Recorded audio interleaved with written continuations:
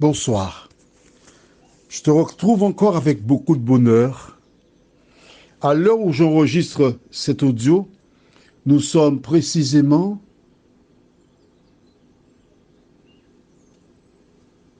le 10 mai à 10h06. Je rappelle que je fais l'intérim puisque Claudine a eu son bébé, Joshua, un bébé qui a été tissé par Dieu dans son sein. Et en attendant qu'elle soit disponible, je continue de tenir l'intérim. Aujourd'hui, nous verrons les miracles. Juste avant, prions. Notre Seigneur et notre Dieu, quel bonheur pour nous d'avoir la Bible. Quel bonheur pour nous d'avoir la vérité à notre portée. Alors que nous découvrirons toujours dans le même chapitre de 1 Roi 18 la parole. Merci d'aider tes enfants qui ont acheté récemment une Bible et qui veulent essayer de comprendre, d'avoir les outils afin qu'ils reçoivent la vérité. Cette grâce, nous te la réclamons au nom de Jésus et pour ta gloire éternelle. Amen. S'il y a bien un verset qui est triste dans la Bible, c'est celui-là. Nous lisons dans le livre de 1 Roi, chapitre 18, verset 39. Et tu comprendras pourquoi je te dis que cela me fait beaucoup de peine quand je parcours ce verset. Un peuple qui est arrivé à destination. Un peuple qui a son territoire. Pays où coule le lait et le miel. Et pour celles et ceux qui n'ont pas encore lu ce verset, quand du temps de Moïse, les espions se rendirent pour découvrir le pays, ils étaient 12. Il a fallu de 2 hommes pour amener une grappe de raisin. Tu as bien entendu, oui? 2 hommes pour rapporter une grappe de raisin. Ça veut dire que chaque raisin était plus gros que coco, au moins, pour qu'il y ait 2 hommes pour amener la grappe. Toute cette histoire avait été contée par les ancêtres. Ils connaissaient l'histoire parce que Dieu leur avait dit d'inculquer à leurs enfants quand ils seraient en voyage, quand ils seraient chez eux, pour ne pas oublier. C'est comme toi. Si tu lis la Bible épisodiquement, l'ennemi viendra remplir ton cerveau d'autres choses et tu oublieras. Il faut la lire régulièrement. Lisons maintenant dans le livre de 1 Roi, chapitre 18, au verset 39. Quand tout le peuple vit cela, ils tombèrent sur leur visage et dirent, c'est l'Éternel qui est Dieu, c'est l'Éternel qui est Dieu.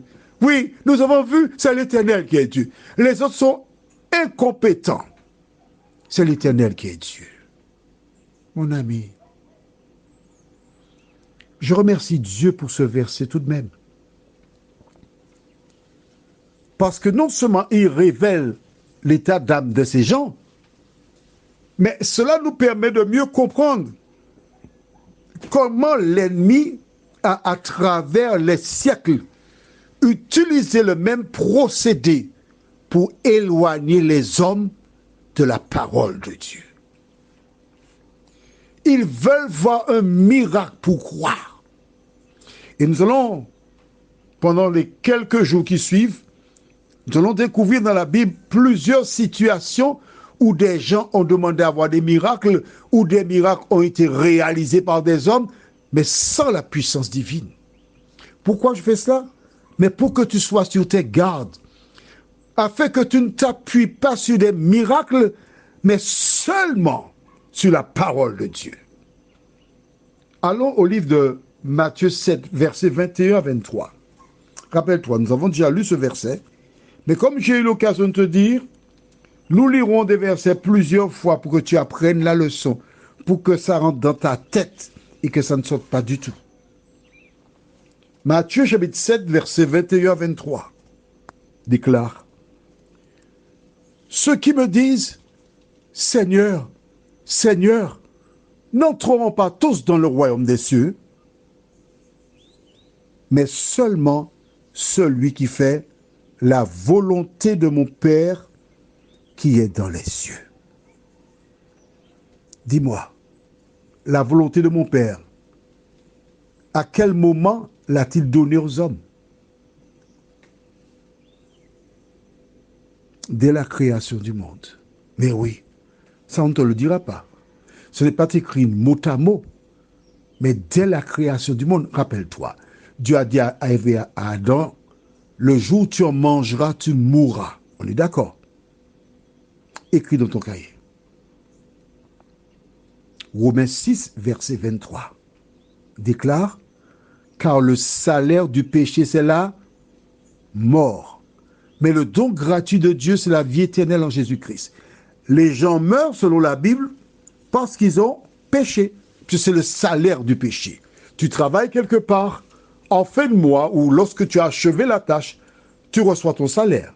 C'est parce que tu as fait quelque chose. On est bien d'accord? Bien. Or, la Bible te dit que c'est le salaire du péché qui engendre la mort. Ça veut dire que le péché a été commis depuis Ève et Adam, écrit dans le même cahier, Romains 5, verset 12. Romains 5, verset 12. C'est pourquoi, comme par un seul homme, le péché est entré dans le monde, et par le péché la mort, et qu'ainsi la mort s'est étendue sur tous les hommes, parce que tous ont péché. On est d'accord? Dis-moi. Si la Bible dit que le péché est entré dans le monde par Ève et Adam, c'est parce que la loi de Dieu existait. Parce que le péché, c'est quoi?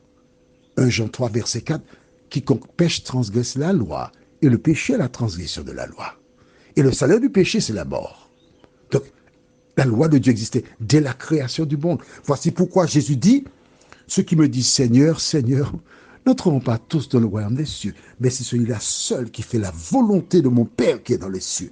Plusieurs me diront ce jour-là, regarde l'ordre, Seigneur, Seigneur, n'avons-nous pas prophétisé par ton nom? C'est-à-dire quelqu'un qui dit, demain à 12h02, la Martinique va disparaître. Attends, écoute bien. Ne prends pas ta valise, reste là. N'appelle pas les compagnies aériennes pour partir. C'est pas. J'ai dit quelqu'un qui dirait cela. Et si cela s'avérait exact, on dirait il a prophétisé. Mais ce n'est pas le cas de la Martinique, hein? D'accord? Ne sois pas effrayé, n'appelle pas tes enfants pour dire merci a dit que la Martinique va disparaître demain. C'est pas ce que j'ai dit, non? On est d'accord? Bien, restons ensemble, je t'en prie. La prophétie. D'autres diront quoi? N'avons-nous pas chassé des démons par ton nom? Il y a un grand prédicateur américain qui s'appelle Benny. Il est de ce grand auditorium. On a mis toute cette espèce de personnes aveugles, sur chaise, etc. Et l'homme, il touche à la personne tombe blogodo, elle est guérie. Il y a même des gens apprentis sorciers qui font pareil à la Martinique, au nom de Jésus. Mais plusieurs de ces personnes donnent un argent à un malade pour jouer la comédie. Je profite pour dire, si toi, tu as fait cela, tu t'es laissé acheter pour jouer la comédie, repens-toi et va dans ces lieux, confesse ton péché, dis aux gens, on m'avait payé pour faire ça, mais c'est pas vrai. Parce que tu auras des comptes à rendre à Dieu. On continue. D'autres diront, n'avons-nous pas fait beaucoup de miracles par ton nom? Jésus dira, alors je leur dirai ouvertement, je ne vous ai jamais connu. Retirez-vous de moi, vous qui commettez l'iniquité. Tu sais ce qu'est l'iniquité? 1 Jean 5, verset 17. Je ne te dis pas. Écrit dans le cahier, va chercher. Voilà donc des personnes qui ont fait des miracles. Jésus dira, je ne vous ai jamais connu. Pas pour dire vous étiez là, vous êtes partis, et puis il y a eu... Non, jamais. Tu comprends ça? Le diable va utiliser des personnes pour faire des miracles. C'est toi qui m'écoutes. Tu fais des miracles, tu prophétises, tu chasses des démons. Mais si tu n'observes pas la loi de Dieu, cela te concerne. Je te rappelle que la loi de Dieu ne sauve personne. L'homme est sauvé exclusivement par le sang de Jésus. Mais une fois que tu as été sauvé par le sang de Jésus, ta vie doit être conforme à la parole de Dieu. Une petite métaphore? D'accord. Avant de rencontrer Jésus, tu buvais. Et les gens se moquaient de toi chantant Rome là, manquamando, pardon, aïe, aïe. Le rhum, je te demande pardon. Mais quand tu as rencontré Jésus, quand tu es tombé amoureux de Jésus, quand tu prends Jésus pour sauveur, tu t'engages à marcher en nouveauté de vie. Et parce que tu aimes Jésus, tu ne bois plus d'alcool. Amen. C'est parce que tu aimes Jésus. Parce que lorsque tu bois, puis tu commences à vomir, à uriner sur toi, à faire la grosse commission sur toi, à tomber dans les caniveaux, te blessant, occasionnant des accidents, la mort de personnes, lorsque tu prends conscience et tu te tournes vers Dieu, après avoir rencontré Jésus, les choses que je faisais, je ne les fais plus parce que j'aime Jésus. On est d'accord? Nous continuerons les autres références demain parce que je suis déjà à 11 minutes. Je suis bavard, d'accord. Oui, j'ai toujours été comme ça depuis l'école. Excuse-moi. Nous continuerons la dernière référence de Matthieu 24 demain soir, si Dieu nous prête vie. Prions. Seigneur, nous avons vu comment ces personnes, il fallait qu'elles voient pourquoi. Mais le simple fait d'être vivant, Seigneur, nous croyons que tu existes. Le simple fait d'être vivant, d'entendre, de nous exprimer, nous croyons que tu es là. Merci Seigneur de nous aider à lire la parole plus souvent. De telle sorte que nous ne soyons pas parmi celles et ceux qui se laissent emporter lorsqu'ils voient des miracles. Au nom de Jésus, pour ta gloire éternelle. Amen. Je te souhaite une bonne nuit et que l'Éternel continue de te faire du bien. Et à demain, si nous prête vie.